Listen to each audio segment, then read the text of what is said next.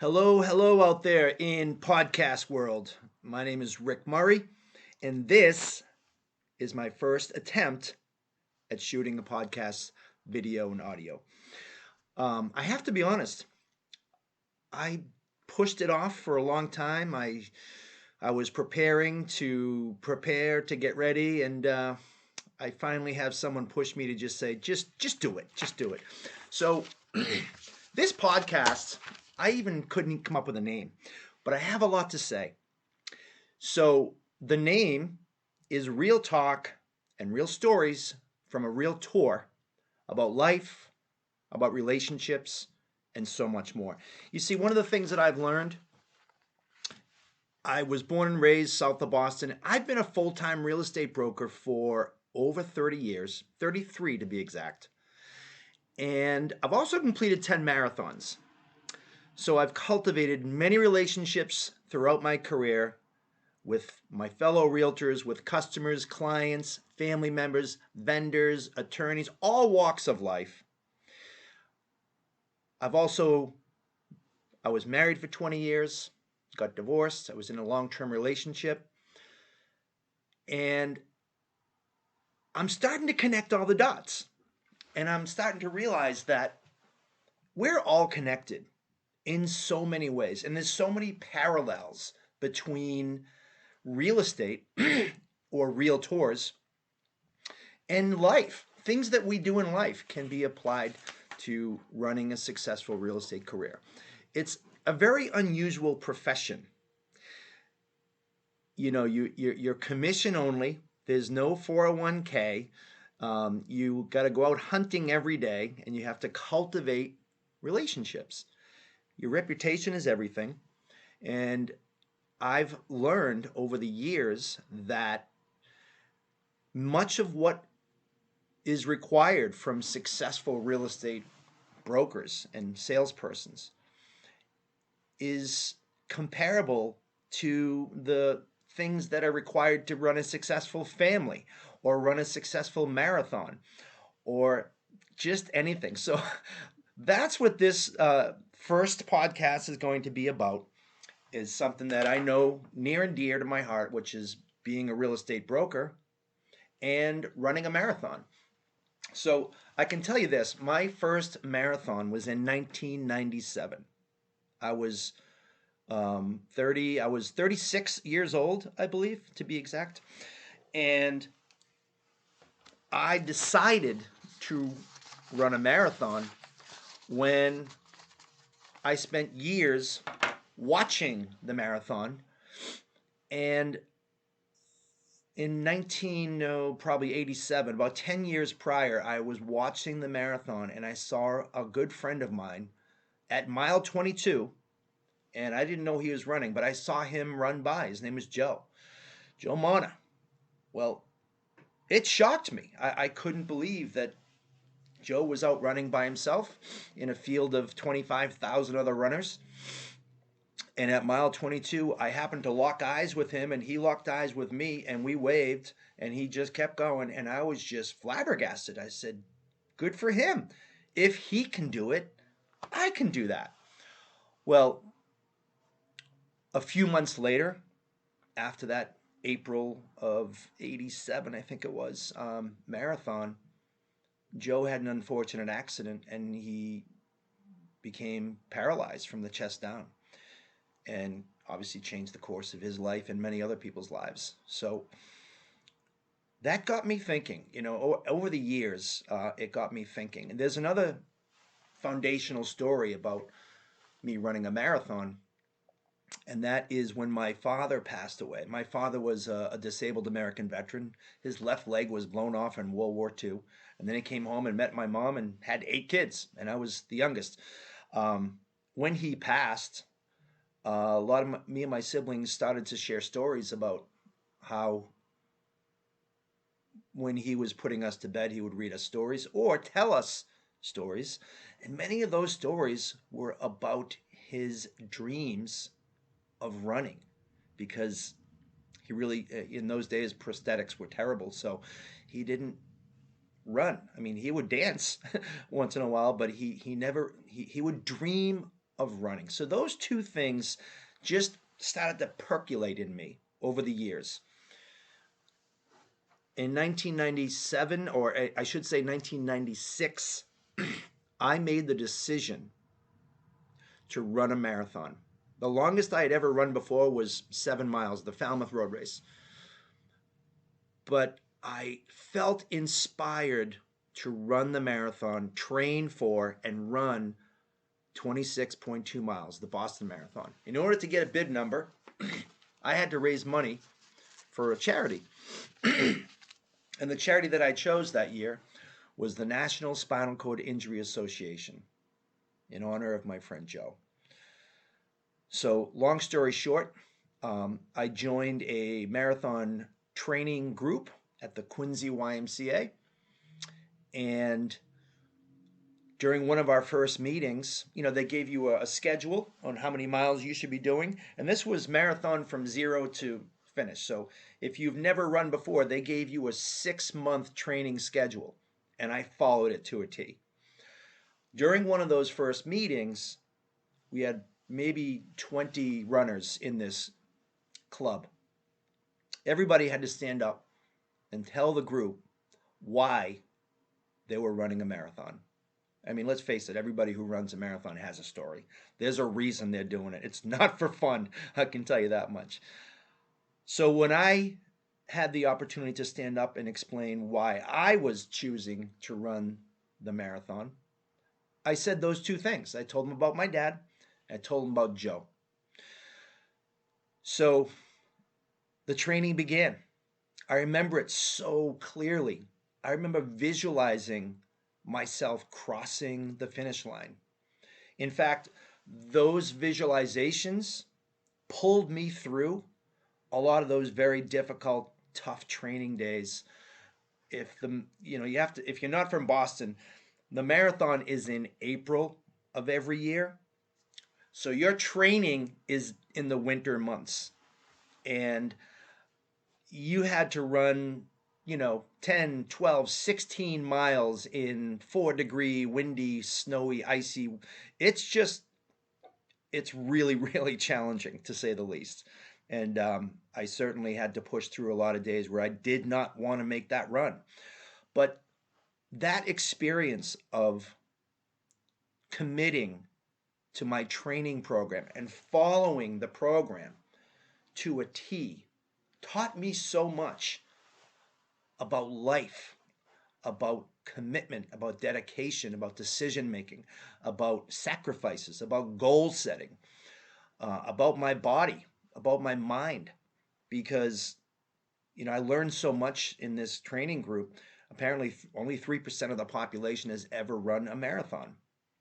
So and I also learned that it's about 90% mental and 10% physical. So all you people who are in great physical shape, it's a mind game. You really have to be plugged in to make it through the many, many months of training. At the minimum, you're talking 3 months of training for experienced runners. But if you've never run before and you want to run a marathon, you should be giving yourself about 5 or 6 months of good baseline training before you can get into your long runs. So needless to say, the marathon day came, and it was the most exciting day. I remember it clearly. I weighed 167 pounds, and I was out at the start line all by myself 4 hours before the starting time. Super excited. I felt like I could run through a brick wall. I was in the best shape of my life. And I remembered my training days. I remembered, going out on Saturday mornings and running 16 miles with the group and being freezing. I remember the short, 4 to 8 mile runs during the week alone, on those days where you just didn't want to get out. In order to even complete those runs, you had to be mindful of your diet. You had to follow a strict diet. You had to limit all your, unhealthy foods and replace it with healthy foods, and what a difference that made. So I learned so much about life in general. So I've always said that running marathons is a parallel to running your life. So here we are, it's Marathon Monday. 1997, and we're at the start line. The gun goes off, and there was a woman in my training group. Her name was Georgia. So I had seen Georgia at the starting line, and then once that gun went off, I was just taking it all in. I was smiling, high fiving people. I felt like $1,000,000 up until about mile 15. So at mile 15, that's the part of the marathon that basically goes over Route 128. There's a bridge, it's an incline. And who do I see at mile 16 but Georgia? Georgia was really struggling and she was walking. So I ran up next to her and I walked with her for about 30 seconds, said, "How you doing?" And we checked in with each other.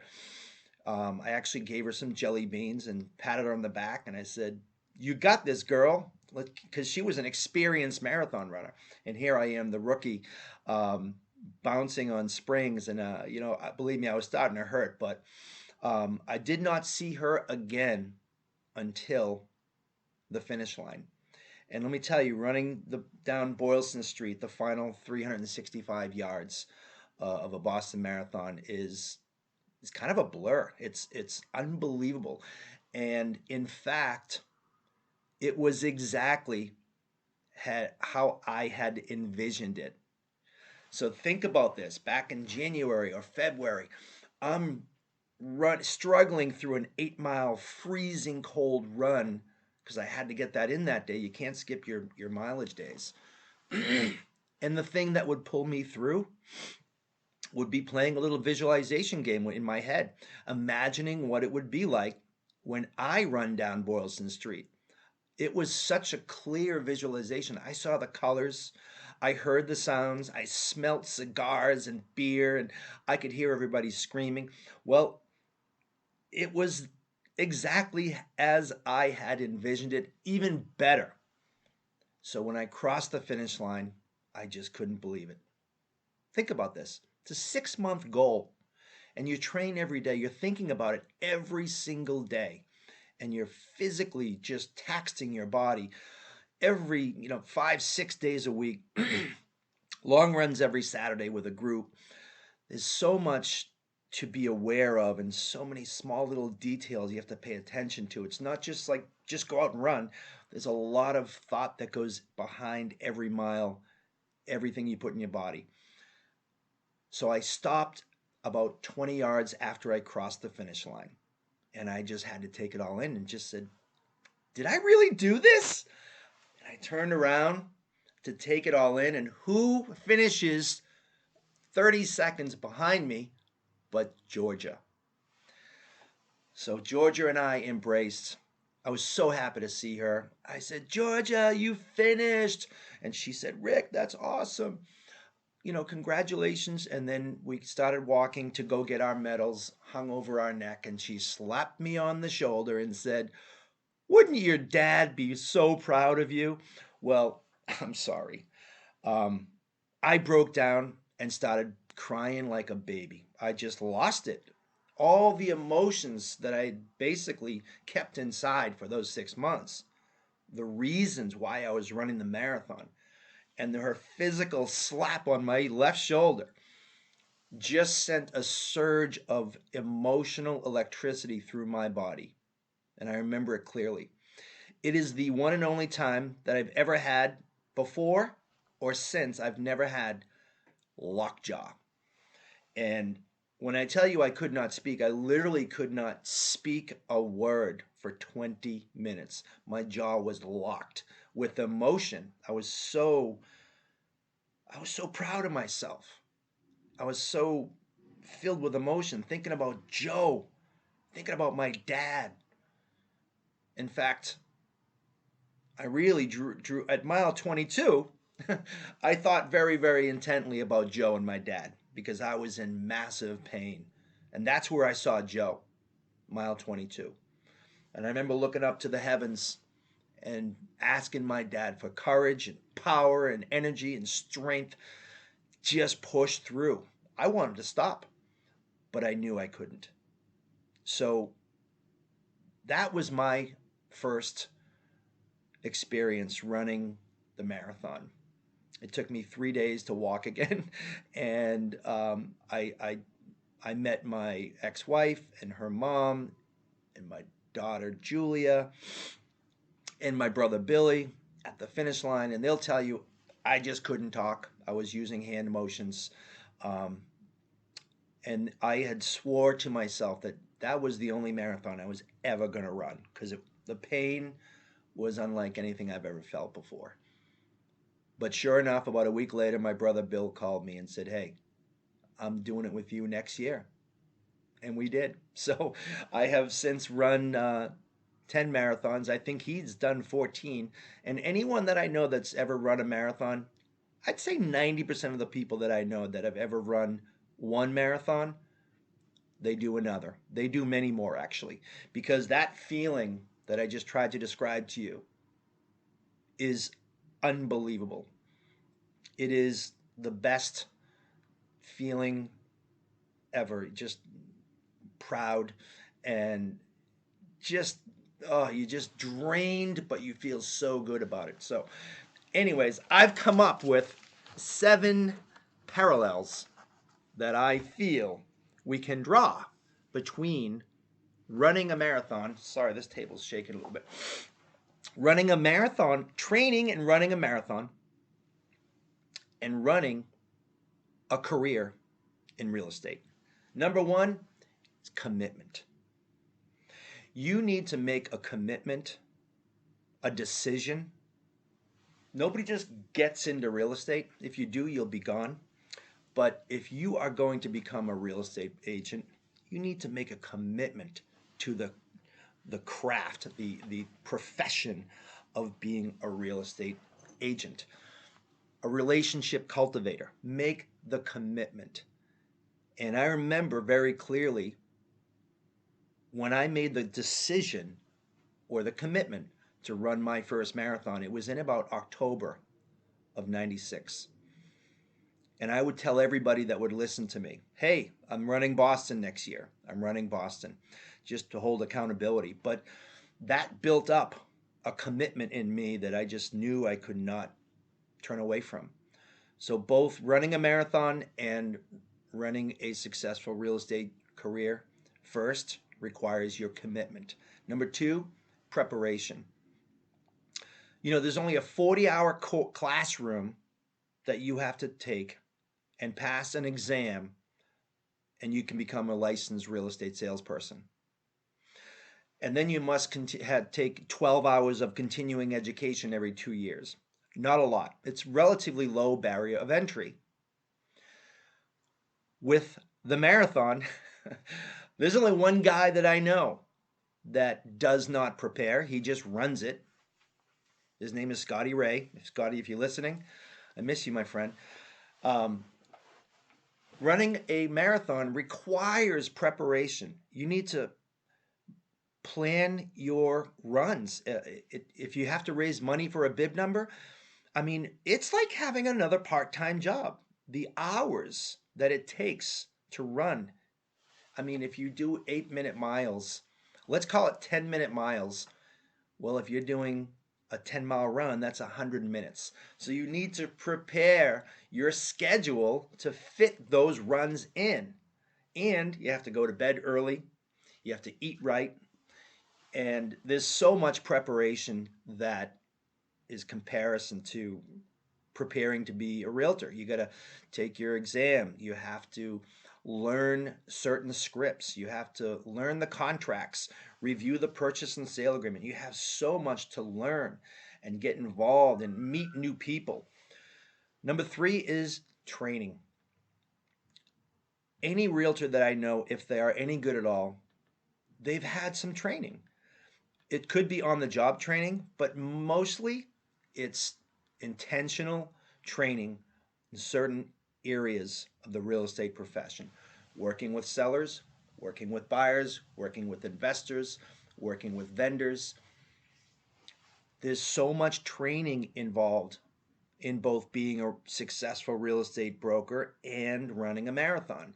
You just, I would venture to say that you can probably get into the real estate space and get away without a lot of training, but you can't run a marathon without a lot of training.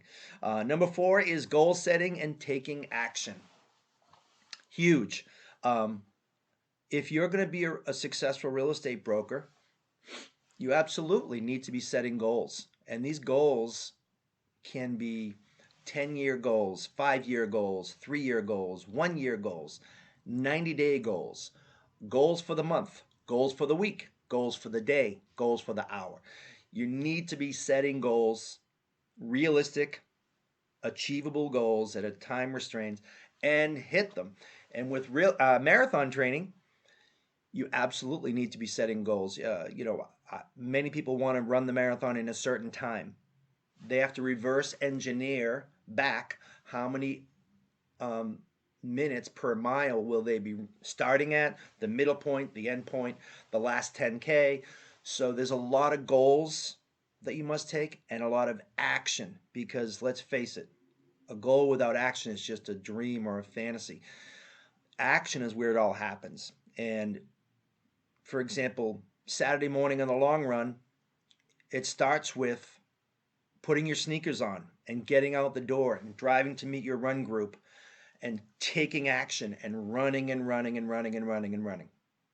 With real estate, you leave your house, you get in, you figure out who you're going to call today. What are you going to say? What's your message? What people need to hear from you today? Um, Setting goals and taking action are just vital for both running a marathon and a real estate business. Number 5, courage. I mean, let's face it. It takes courage to train for 3 to 6 months and run 26.2 miles. It takes courage to sign up for that real estate salesperson course and attend 40 hours of classroom time, schedule the exam, pass the exam, and if you fail it, you got to schedule it again. So it takes courage to push through all those obstacles and make sure that you're hitting your goals by taking action, because you've already prepared, right? You've already committed. So these things are all lined up together. Number 6 is doing the work. It's a daily grind and you got to be consistent. So 6 is consistency, daily grind, doing the work. Running a real estate business is a long game. Even the sales cycle, if you sold a house your first day in the office, you're not getting a paycheck for about 2 months. So you really need to be consistent with your daily efforts and your daily phone calls. How many new people, new relationships are you cultivating? How many new clients are you trying to procure? When you're making phone calls every single day, about 95 more, maybe I'd say 98% of the people that we talk to every single day, they're not ready to do something right now, that day. They usually are in 3, 6, 12 months, sometimes 5, 10 years. So you have to be consistent with keeping in touch with them. That is a daily grind. And that is the work that realtors do, is communicating, cultivating relationships, solving problems, helping people, coming from a place of contribution. How can I help you? And with real estate running, the work is pretty obvious. You got to put the miles in. You're going to go through a couple of pairs of sneakers. You're going to be shopping differently and buying new food and trying new recipes and just, again, grinding it out every single day. Again, it's a long game. The last one we have is stories. Every single person that ran the marathon this past week has a story. I heard them on the news saying it, and the news tries to find those stories that are newsworthy. Every person that has a story, I believe, is newsworthy. I told you my story on my first marathon, but every person running a marathon has a story.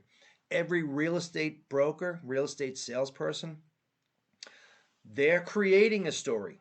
They're learning stories about their clients. Why are you selling? Well, let me tell you the story about this. Someone died or a divorce. There's always stories.